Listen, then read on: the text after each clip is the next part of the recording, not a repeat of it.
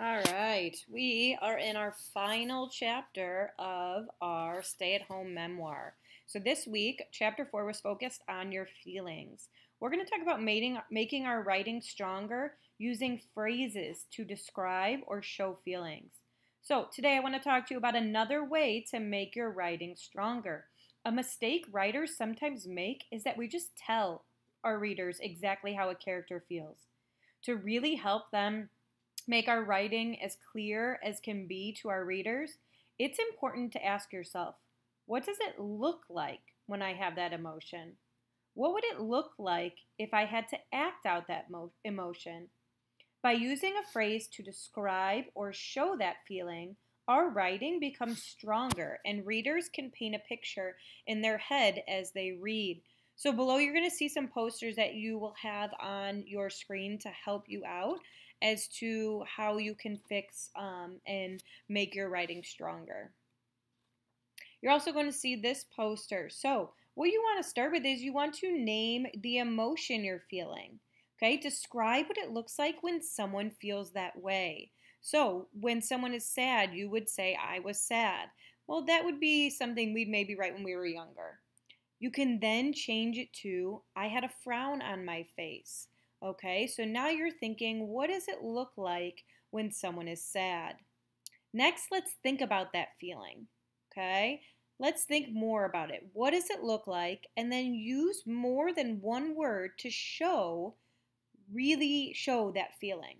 So you're starting with the idea that I'm feeling sad, then you're picturing what it looks like, and it shows a frown on your face, but then you really think about it. You want to use another word to describe it. So you might say, change to, my heart sunk, a tear rolled down my neck. That is showing the reader your emotion instead of just telling them you're sad. We could do the same thing with the word happy. Instead of saying I was happy or saying I just had to smile, we could be more descriptive and we could show our reader. I felt alive inside. My eyes lit up and a smile spread across my face. So let's look at some more examples. Think about the emotion your character is experiencing. Picture yourself when you feel it. Ask yourself, how does my face and body look like when I feel that way? What does my voice sound like? Then describe how the emotion looks rather than using the emotion word. So let's look at this example on the left. It says, his teeth were chattering now. It was so much colder than it had been at dinner time.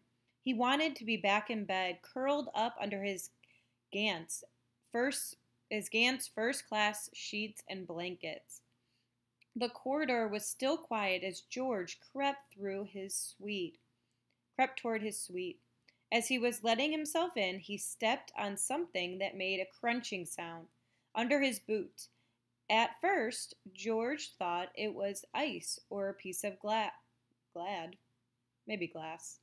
But when he picked up his heel, he saw that the carpet was covered with yellow crystals. George smiled. It was more and more people screaming and yelling, hundreds of voices swirling together like a howling wind.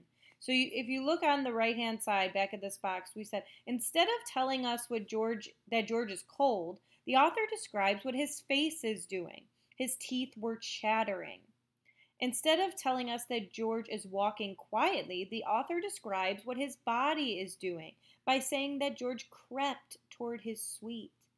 And then instead of telling us that people were yelling, the author describes what their voices sound like. So here their voices are screaming and yelling, and then there's hundreds of them swirling and howling like a wind. Here are some more examples. Let's start with the face, highlighted in green. Smiling apologetically. Okay, you can picture them smiling but feeling sorry. Amber's eyes became very intent. So Amber was very focused. The boy smiled and nodded. Again, we're seeing that boy and what his face is doing. Enzo took a huge breath. You can almost picture him going. And then the last one about our face, people stopped talking and stared up. Again, we're showing the readers what the character is doing instead of just telling them. All right, moving on to the body, which is highlighted in purple. Enzo's father hurried over to them. He tried to gently peel Enzo away from George. So what's he doing? He's pulling Enzo off of George. And the last example here, Marco hoisted the little boy up onto his shoulders. Again, you can see that happening instead of just telling the readers what's happening. And our last one, voice highlighted in blue. Instead of saying he said, you could say he howled. He was yelling this. Or a foghorn voice. It's telling us specifically what he sounded like. And then the last two, we've got the word screamed. And then as a hush fell over the crowd, George heard a faint voice. You can hear the volume of his voice changing throughout the chapter because of how descriptive this author was. Again, we have some more posters that are going to be on your slides. So today, you are going to continue the next chapter of your book. So continue with chapter 4. Think about the emotion of your character, which is you, or your family, or whoever you wrote about this week. And ask yourself, what does it look like when I have that emotion? What would it look like if I had to act out that emotion? Use specific words or phrases to help show, not tell, the emotion. Look at what you wrote previously and find places to enhance your writing using your senses. Don't forget to keep the heart of your story in mind. Add dialogue whenever necessary and use your 5 sense in writing to be as descriptive as possible. So today your goal is to write at least one example in each of